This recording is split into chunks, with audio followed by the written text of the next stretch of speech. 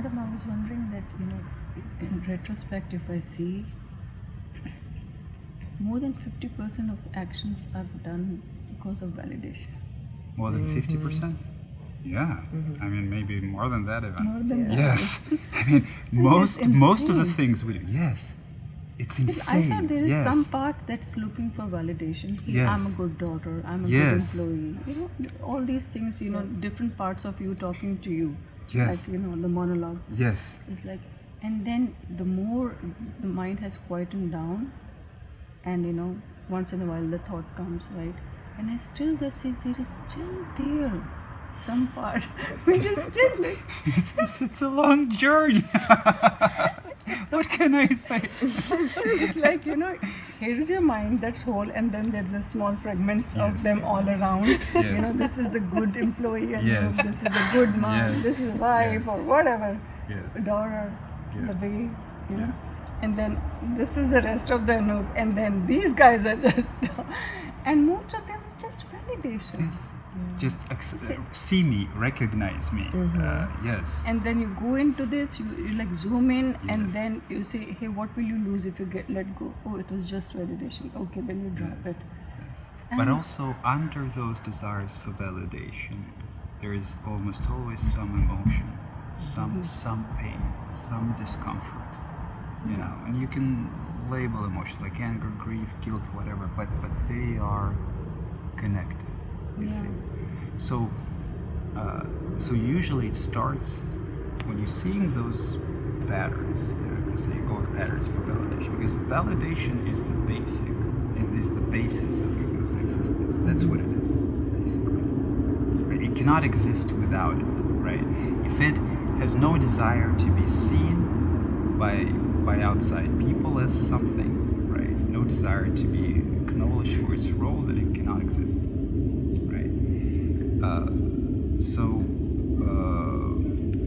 I lost my thread of thought. So the emotion. oh itself- yes. So first, usually you see those patterns intellectually. You recognize them. You see that you're doing this for validation, right? And then, as you observe yourself more and more, there is a desire to break free from that, because in some situations it doesn't really serve you. In some situations, life flows exactly with those patterns, and you still do the things that you want to do, even though in the background you recognize, oh, there's some desire for validation, but you would still do that because it's the right thing to do. It's what you want to do, right? But in other situations, not at all, and you kind of start to rebel internally, right? And you don't follow those patterns anymore. And during those times, usually the underlying emotion comes up, right? Like, for example, if you have a desire, a typical example is that if you have a desire for validation, to be, like, let's say a caring person, whatever, a caring, nice person, right? And then you see it, but you recognize that this is the time that I want to, like, for example, be left alone, or I don't want to take care of this person right now. I have more important things to do. And you follow your true desire, you follow your authentic, then what comes up? Guilt, right? And you need to allow it. I mean, it doesn't always happen this way, right? So the same emotions can come up in other circumstances, in practice, in meditation, in psychedelic experiences, whatever. I'm just speaking about, like, living in the realized state, how, as you see more and more of the composition of your psyche, which is the enlightenment, the process of destroying your kind of psychology that is centered around yourself, as you see them deeper and deeper, and those desires and the associated layers of emotionality come up. And in an interesting way, in the separated state, so ego is an interesting thing. So in a separate state, even in a separate state, not all of our desires come from validation, you see, because when you truly enjoy something, like you like your job, you like to ski, you like to bike, or whatever, you love your daughter, you love someone, you like, your house, whatever, right? It can be absolutely authentic desire. But ego is a kind of on top of that, right? And it kind of, you live your life and it lives its own life. And if kind of its desire for validation is satisfied, then it doesn't bother you too much. But if there's a conflict between what you really want to do, what you really like, and its desires for validation of its existence, then there's suffering, right? That's why I once said that it's very hard to wake up when you're having a good dream, right? When everything goes according to its plan, you know. So, and yes, sometimes it does a lot of stupid things for validation. But not always. There are people who live very happy life because they understand that the key to happy life is doing what you love, right? So they do what they love, and their desire for validation mostly manifests itself not in doing stupid things, but in saying stupid things, and in relationships and to other people, right? So you can love science and be a great scientist, but you like to get into petty arguments and trying to figure out who's better, or you have some superiority about it, or something. Or in the realm of personal relationships are basically the deepest realm of, they are engrossed on the deepest level by egoic desires, because generally speaking, in our true natural state, we don't need a lot of things. We can be perfectly happy alone. We can be happy with people. Of course, company is great. It's much funner to work together in the project and to live together, and there is love to each other, of course, but we don't need as much emotionally from other people. And the realm of personal relationships is usually the realm of satisfying those emotional needs, and they're all based on the desire for validation. The mother looks at her from on one perspective, she understands that it's a daughter and another person, but on another perspective, she looks at her daughter as a daughter. She kind of belongs to her story, right? And the daughter needs to validate her as a good mother, whatever, or validates her as a horrible mother if she believes it inside, right? And unfortunately, the second perspective oftentimes wins, especially in the things we say. Right?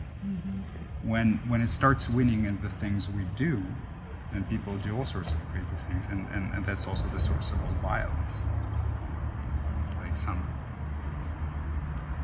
Sometimes horrific violence, like husbands killing their daughters and the wife. This all comes from how they stop feeding the story and the shame, and then whatever it is that is associated with this injury to the ego, right? So it can be just tragic.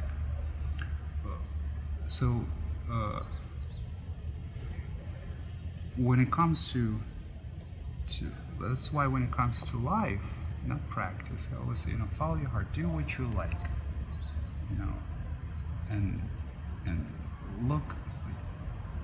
The right thing to do is obvious to you.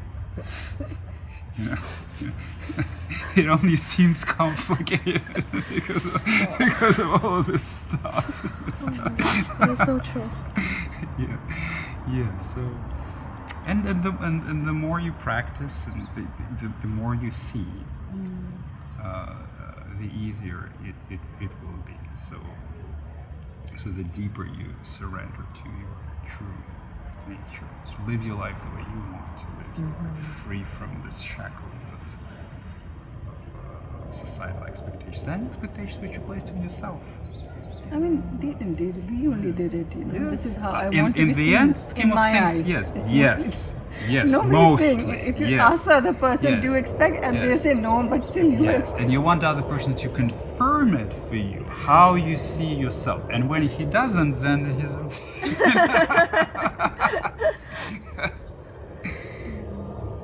kind of, you just go on auto. You know, you set was this is how I want to see myself, and then Yes. you don't want to think about it. Just Yeah. want to go auto on that. Yes. Yes.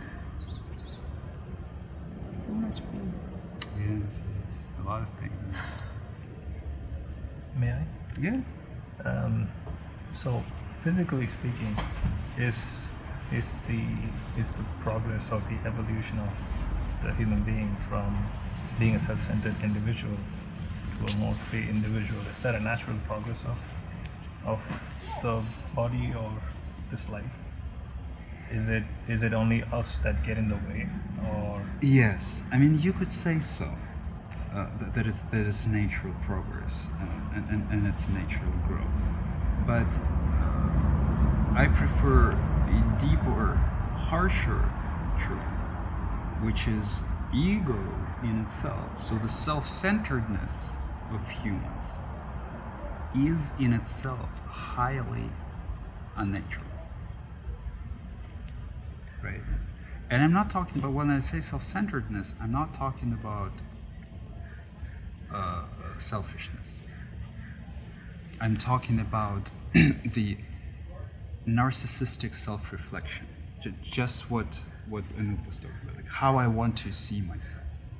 Because we get conditioned as little kids, because our society is mostly comprised of people like that with various degrees of dysfunction. When dysfunction becomes apparent, we call them narcissists, bipolar, whatever. Like, there's all sorts of psychological diseases which are basically all mostly are egoic expressions, including even multiple personality disorder. Because I mean, I don't know for sure, but it's pretty obvious to me, right? If ego can hide from yourself, I mean, from you, for your whole life, and you don't even, and you may not even suspect that there's something, like why not two? yeah. If you have the ego of yourself and the ego of another person and you're unconscious, right? Why not have two me's and they don't directly communicate with each other, at least on the conscious level, right? So it's I mean, I'm not a psychiatrist, but it's very natural for me to assume that it's all the same thing. It's from the position, from the perspective of the natural state. So this is a highly unnatural, conditioned turn of events, which is there has to be some violence to bring you to the state. Like there's some condition, like when you take a small puppy and you start kicking him all the time, he's gonna grow up in a very fearful dog. So if you are disallowed expression of your natural emotion, if there's violence or threats of violence, if there's unprovoked violence, which you as a kid don't understand what you did wrong, right? If there is all sort of irrational aggression around you, in parents, you see you're born in the world where everyone pretends to play a role, and small children, they kind of understand that very deeply, because that's why there's the saying that I don't know how it says in English, but like there's a saying that small children say Out of the mouths of yes. What's Out of the mouths of babes. Yes, because you see, like a small child could tell to his parents, "It would be better if you divorced already." They would go, "How can you say such a thing?" It's their sensitivity, theirs. You see, like children can be so nonchalant about the things that makes parents, adults, deeply uncomfortable. Mm-hmm. No one even asks, "This is insane. It should be the other way." If there should be a difference, it should be the other way around. How is it even possible that a child is so nonchalant about some things that makes parents deeply sensitive about, right? So you grow up to assume those kind of roles and play this game of pretense, and then with time, as more and more of the suppressed things accumulate in your unconscious, you forget. And that becomes an identity that is believed. So it is highly unnatural. So after the awakening events, whatever, you realize that it is not true, that you don't really know what is true, that you forgot, and then the process of unfolding starts following. So of course, this process of unfolding, when you look at it this way, is highly natural. And of course, from my perspective, my state is highly natural, and the state of most people that I know is highly unnatural. They're basically insane to me, right? But from their perspective, I am insane. Because like if you're living in an insane asylum, then a sane person appears insane. So it's a relative kind of term. So I hope it addresses your question to an extent. Yeah.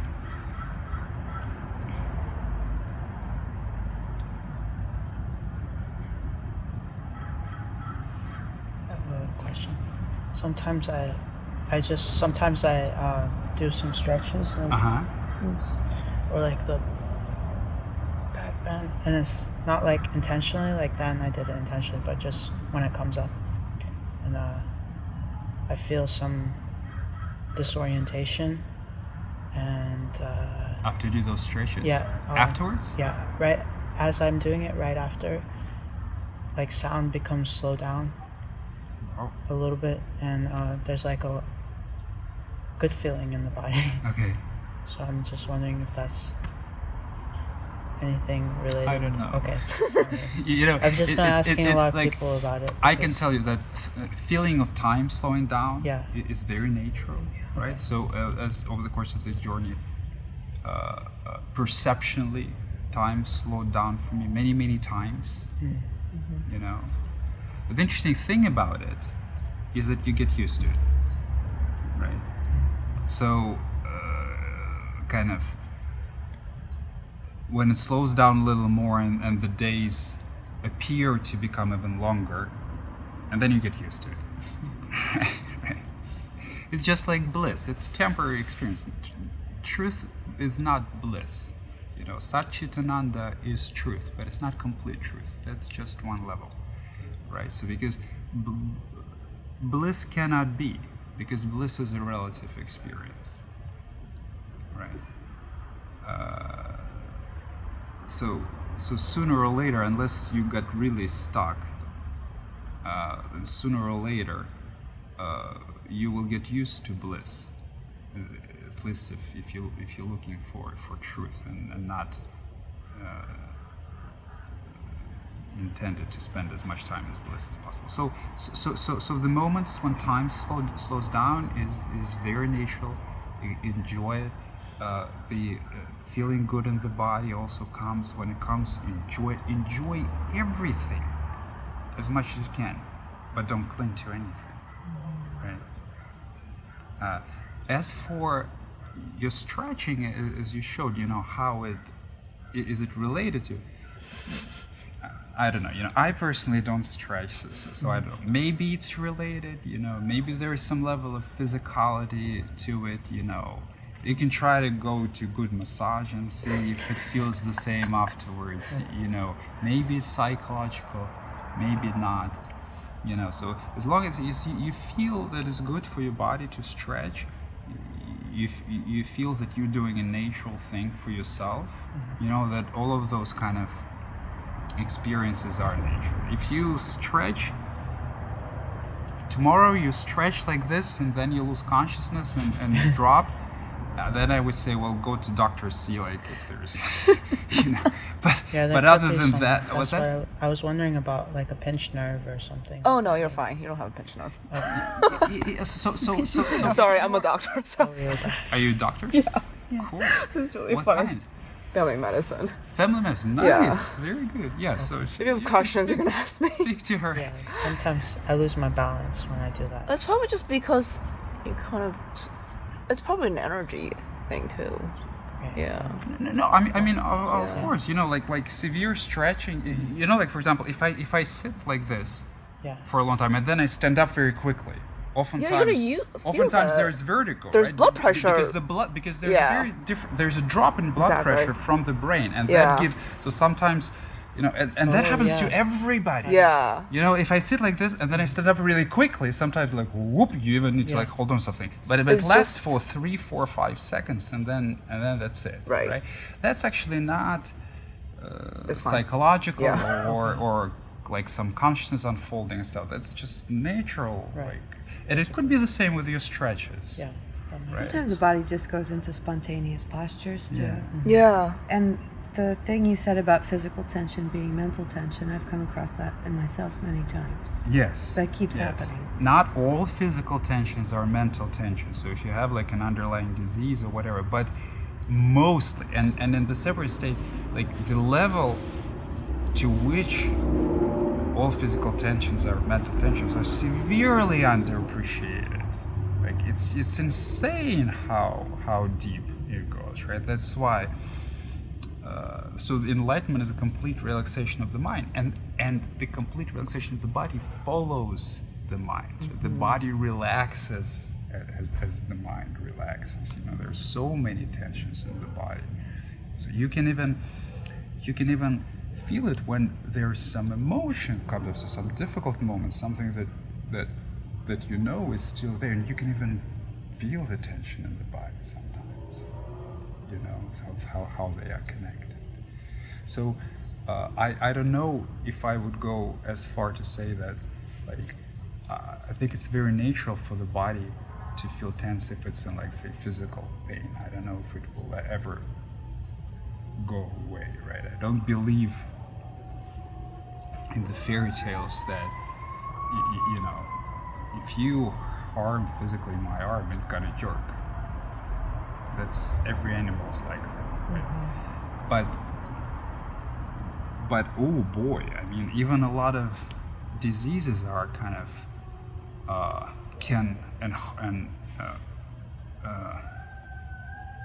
hardships on the body can go away when the mind relaxes. The digestive system can normalize. Like, so many things can happen. It's crazy. It's crazy how many diseases are actually diseases of stress and tension. It's crazy. It's absolute insanity with how people live their whole lives. How I used to live my life.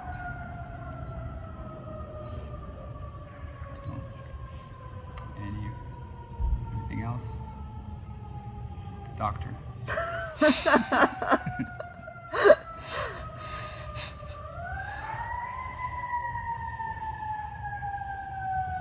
Oh, do you want me to say something? No. Oh, okay. Maybe I have on like acceptance. Acceptance. And let's just, for example, validation as an example. Like I feel need for validation, Yes. and at that, so I should maybe accept it and like go for it. And at the same time, I feel like I shouldn't feel the need for validation. So look. It's kind of conflict. Yes, it can. So you feel the need for validation. Yes, there is no point in saying I shouldn't feel the need for validation. Accept it. Yes, you do feel the need for validation. Yes. Now the question, should I go for it, is a very different question, because it's not an inner question. The inner, to the extent of what you see, is very clear to you. There is a need for validation. Yes. Now, when you say, should I go for it, right? Is you saying, should I do something to satisfy this need, Yeah, it's matches it. or should I not, right? And because this question arises, it's pretty obvious that you think rightly that if you don't go for to satisfy this need, it's not going to be pleasant.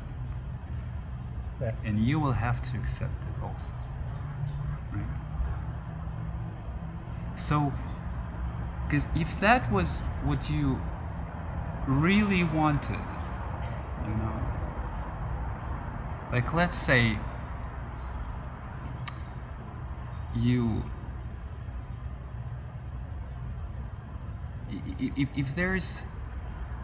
if you truly want an experience, then this question doesn't really arise, right? Like, for example, if you've done something, and let's say you've done something for your wife, right? And you would like her to acknowledge that, right? And that's authentic, because you like, it would be very pleasant for you if she said, well, I appreciate you for it, right? Like, then, I mean, if you say, oh, this is all ego, and I need to behave as if it's not important to me. No, it's the opposite. That's ego. Okay. You know, right? Oh. But you don't try to make yourself into anything. Be yourself, you see? But at the same time, if somebody, let's say, hurt your feelings, and you know that somewhere deep inside, you know that if you're gonna like make an issue of it, or you're gonna pursue something, or that, you know, like people who fell in love with wrong people all the time and things like that, somewhere deep inside, you know that it's not good for you. But you know that it's irrational. You know that it doesn't serve you, right? Or, for example, you know that your wife is not a kind of a person that will ever validate you, right? And you still running circles around her trying to please her, right? You usually know, Yeah. right? Is that like some need for validation that arises of insecurity, or is that arises of authenticity? Is that arises of how you really feel, right? And so yes, sometimes it's hard to discern, yes, and you make mistakes, and there is nothing wrong with it, because it's gonna if you gotta go for validation and they not satisfy you, it's gonna hurt, and it's good for you, you know. So there are no like wrong, there are no mistakes, there are no wrong, but there is a sense of and the deeper you go, the deeper you start feeling, you know, whether you want something, because, you know, it kind of only satisfies your desires, which, you know, are not, you will have to get rid of sooner or later. They don't serve you. They don't make your life better. They don't make anybody's life better, right? Or it's authentic. And so when you're in doubt, you know, sometimes I even used to give this advice that, you know, when you don't know what to do, just close your eyes for 10 minutes. Just do a very, very deep meditate. Like, well, I mean, obviously, just try, just relax, clear your mind. And then when you arise from the meditation, the first thing that comes to your mind, do that. Oh. Yeah. I like that. And if it feels like you should, then do. If you, because sometimes it's very hard to say. Yeah. Yeah, and that's okay. You know, that's okay. But anything that makes you more honest, authentic, is good. Even the need for validation. You see, if you say to somebody, I need you to acknowledge me, it's real, it's authentic. You know, most people don't go for their need for validation this way. They try to manipulate other people into giving them what they want, creating misery for themselves and for them. They're trying to make them. You see, they're trying to shame them, right? So even from that perspective, saying, I feel the need for you to acknowledge me. I really it's important to me that you say thank you, for example. That's a totally different level of honesty, right? So anything that increases your honesty with yourself and with other people is good. Anything that you feel like it's a game to manipulate other people into being according to you, and to serving you, basically, you know, is ugly. You see? Okay.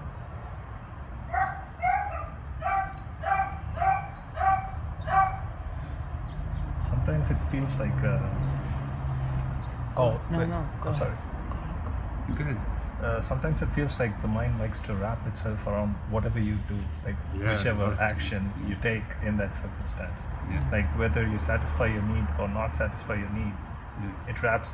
Let's say I don't satisfy my need, then I become the guy with the identity of, I'm not the guy who seeks validation, and somehow the mind wraps itself around that and Yes. seeks validation from that. Yes, exactly. Yes, Yeah. it's all very paradoxical. It kind of there are levels of every time you let go of something, the mind makes a kind of a worldview of what's left. Yep. You see. So all of this validation, like all of this kind of even in the enlightened state, like in the state of like unconditional love, or in the state of emptiness and Buddhahood and things like, even there are those games present, but they are mostly not about relationship with other people based on your emotional needs, but a relationship with other people based on your alignment. Even when there are no emotional needs with regards to personal relationship, there's still, there might still be a need to be recognized as enlightened, a need to teach, a desire to help other people rising out of compassion. So there is a long way between the Bodhisattva and the Buddha from this. So the mind always plays, and underneath all those games, there are always emotional needs. There are always emotional experience which is to go through, right? And a compassion of an enlightened being, which isn't yet the deepest cold compassion of a Buddha, but that has a yearning to teach, to help, and that sees other people, relates to other people, for example, based on their level of attainment or whatever, is also deep down inside an emotional experience. There are also tears there to cry before it leaves you, right? So for as long as there's any part of ego, for as long as there is any part of suffering, for as long as there are any wound in you which hasn't been opened, then there's some narrative, there's some worldview, there's some self-reflection, right? Which is totally fine, right? Which is also why ultimately the decision you make doesn't matter too much. As long as you make it and you accept whatever comes truly. Sometimes this decision you will make a wrong decision again and again, and you will suffer. But if you're not afraid of suffering, it will teach you deeper and deeper about yourself, about your truth, about what you really want in this life. So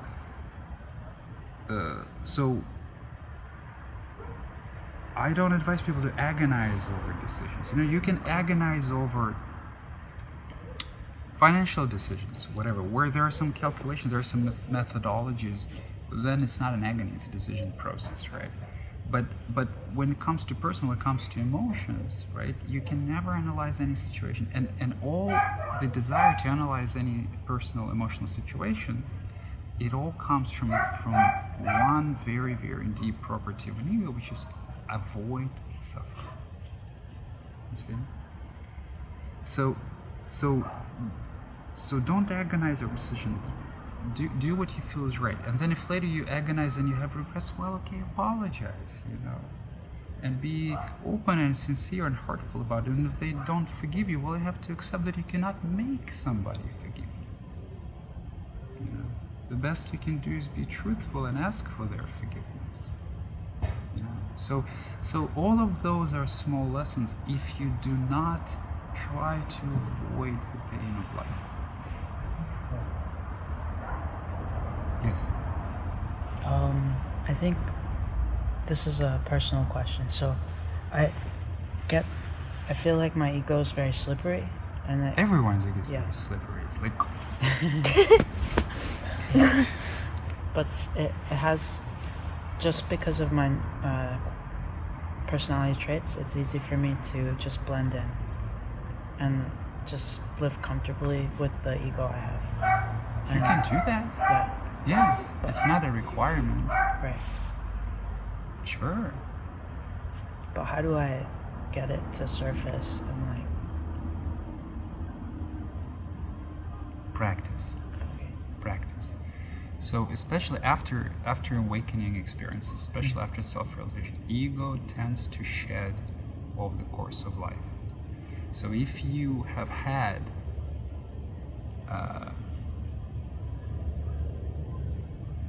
very difficult experiences where tears come out of the blue, fear comes out of the blue, anger comes out of the blue, oftentimes only marginally related to what's going on, which sometimes can feel like that there's anger for no reason, or there's some deeply suppressed anger from childhood. That if you had experiences like that, the chances are that this process has started in some way, but whether it will be complete is up to you, and practice includes all the methods that allow you to feel deeper, to know yourself deeper, all the methods that increase your vulnerability and authenticity and openness with other people and yourself, radical honesty, whatever. Anything that uncovers suffering in you, meditation, anything that arises, more emotional experience in you. So it's something, meditation works, psychedelic experiences work. So there are a lot of like different healing modalities, as people call them. It is very rare where the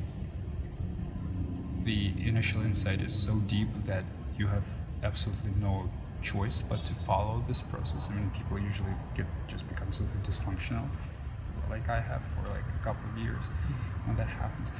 And and you don't have to complete this process. It's your life. You can live it however you want. You're absolutely free. But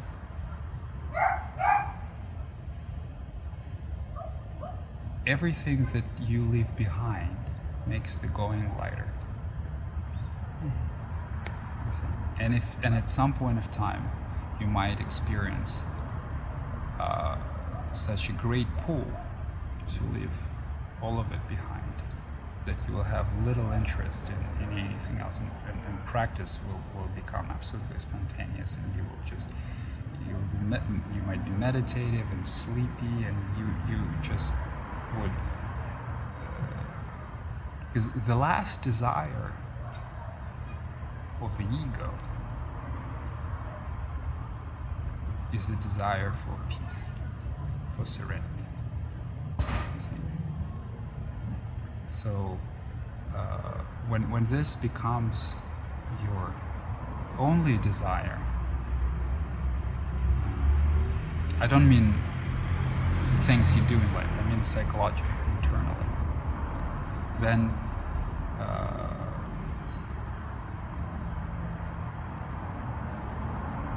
the question of should I practice usually doesn't arise. But for as long as it arises, it is your choice about how to balance your life with spiritual practice. So I don't know if it addresses your question or if I misunderstood it, maybe. Yeah, it addresses. I just have to practice and be aware of that happening. Yes. Yes. So meditate,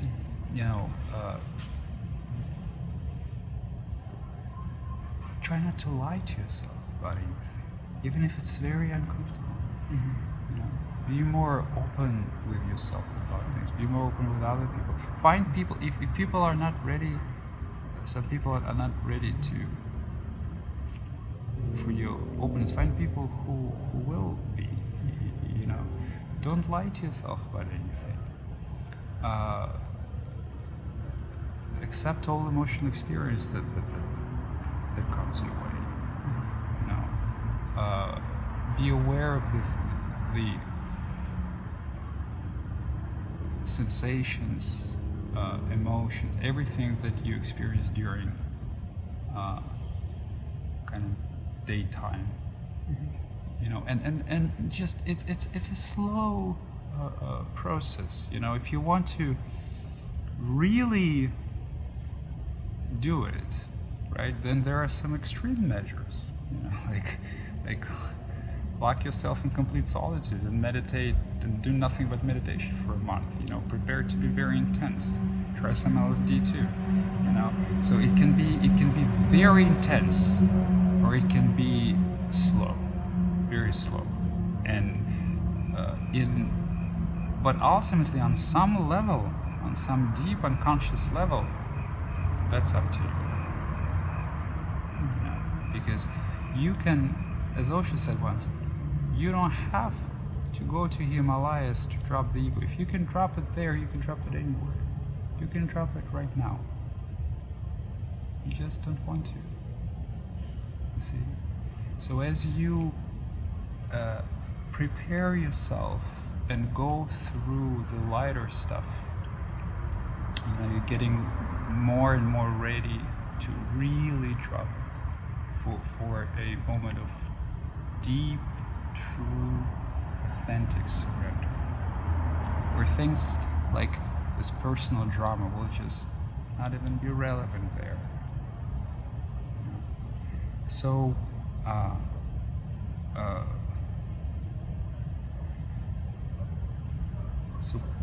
yes, go ahead. And how do I tell the difference between the personal drama and being authentic? Like, maybe the personal drama is there, I'm resisting it, and being authentic. You cannot get rid of the personal drama before you accept your need and desire for personal drama, right?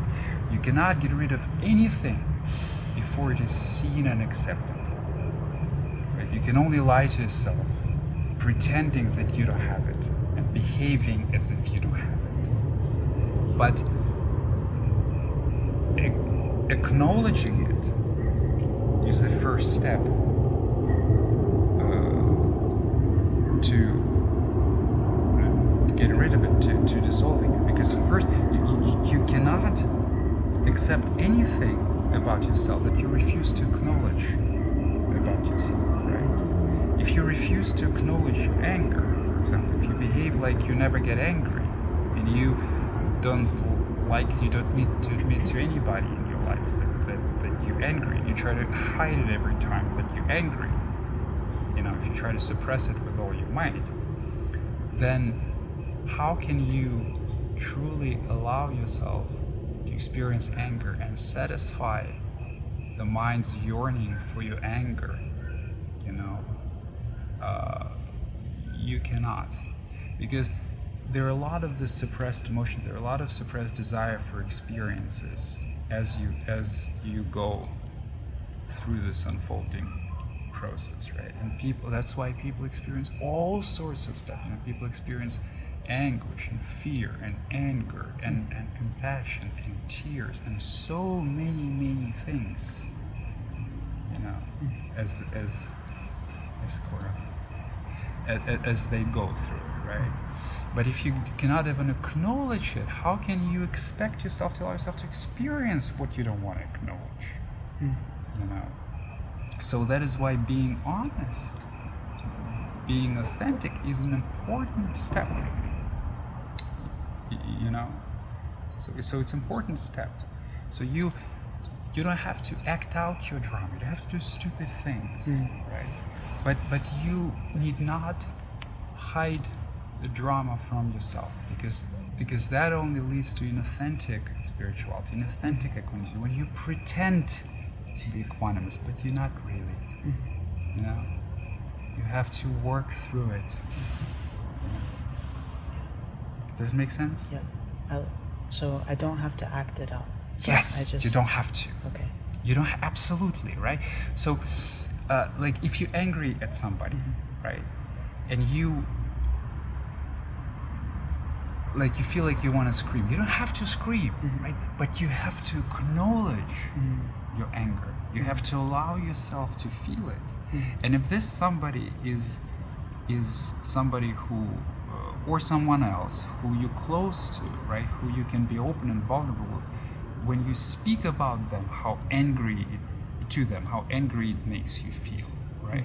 It also can be very productive, because when you acknowledge, when you open to someone else about yourself, you can no longer lie to yourself.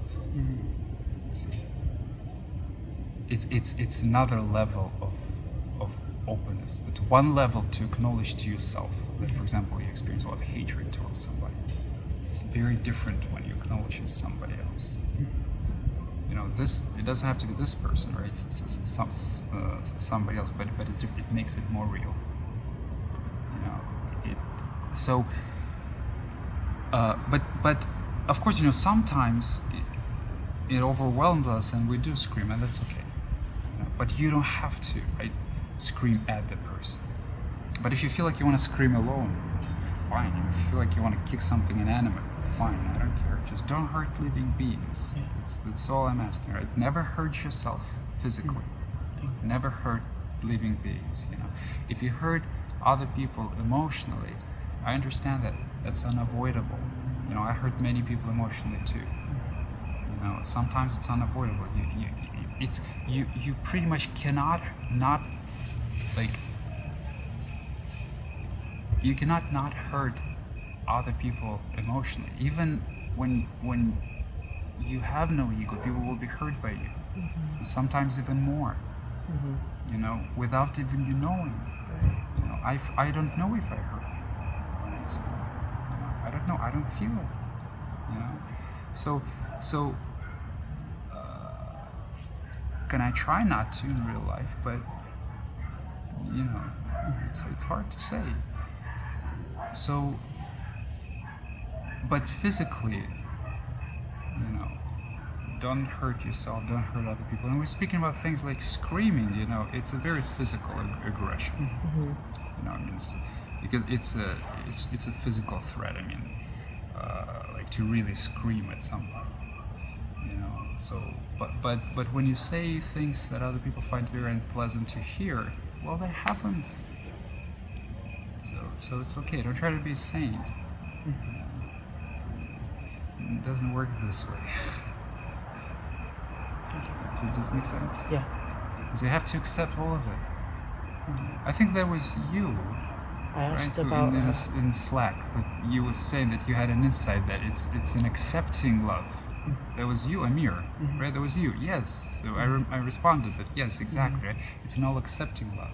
You accept your love, you accept your hatred, you accept your anger, you accept the beauty, you accept the ugliness. You have to live through it all. And that gives you the insight and compassion. Because how can you be compassionate to an angry person if you have not yet known the extent of your own anger? If you haven't accepted your anger?